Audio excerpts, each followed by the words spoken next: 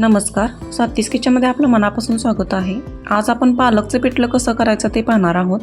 तर एकदम साध्या आणि सोप्या पद्धतीने बघणार आहोत। तर इथे मी कढई घेतलेली आहे। कढईमध्ये 2 ते 3 चमचे तेल घातले, अर्धा चमचा जिरे आणि थोडीशी मोहरी घातलेली आहे। एकदम थोडीशी हिंग आणि हळद घालायची आणि त्याच्यामध्ये ठेचलेला लसूण घालायचा आहे। लसूण हा भरपूर घालायचा आहे, त्याच्यामुळं छान स्वाद येतो पिठल्याला। तर एकदम लालसर असं भाजून घेऊयात आपण।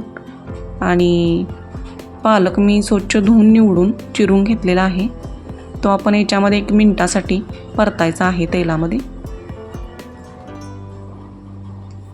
तर मस्त असं हे पिठलं होतं, चपाती भाकरीसोबत खूप छान लागतं। तर छान असं आपण परतून घेऊया थोडंसं। तर बघू शकता अशा पद्धतीनं।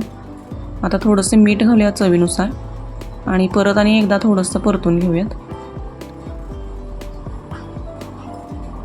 आता 1 चमचा धन्याची पूड घालूयात आणि तेही थोडं भाजून घेऊयात। इथे मी लाल तिखट घातलं आहे, तुम्ही मिरचीचा ठेचा घातला तरी सुद्धा चालेल।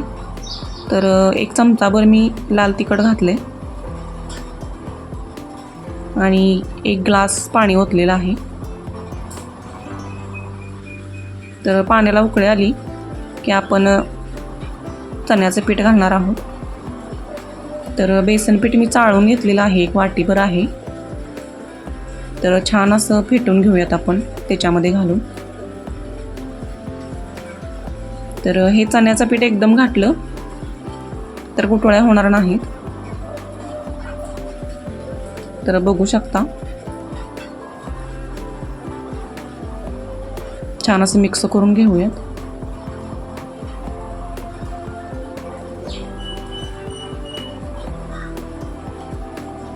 तर शेंगदाण्याचं कूट घालूया 1 चमचा, 1 ते 1.5 चमचा घालूया।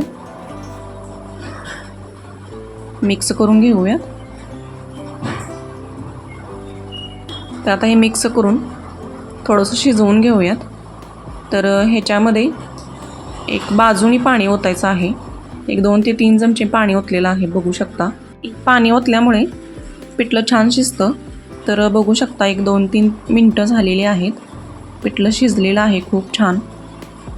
तर प्लेटमध्ये काढून घेऊयात।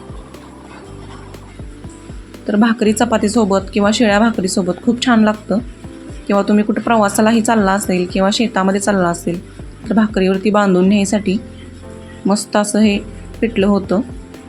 तर रेसिपी कशी वाटली नक्की सांगा आणि चॅनल लाईक शेअर सबस्क्राईब करायला विसरू नका। धन्यवाद।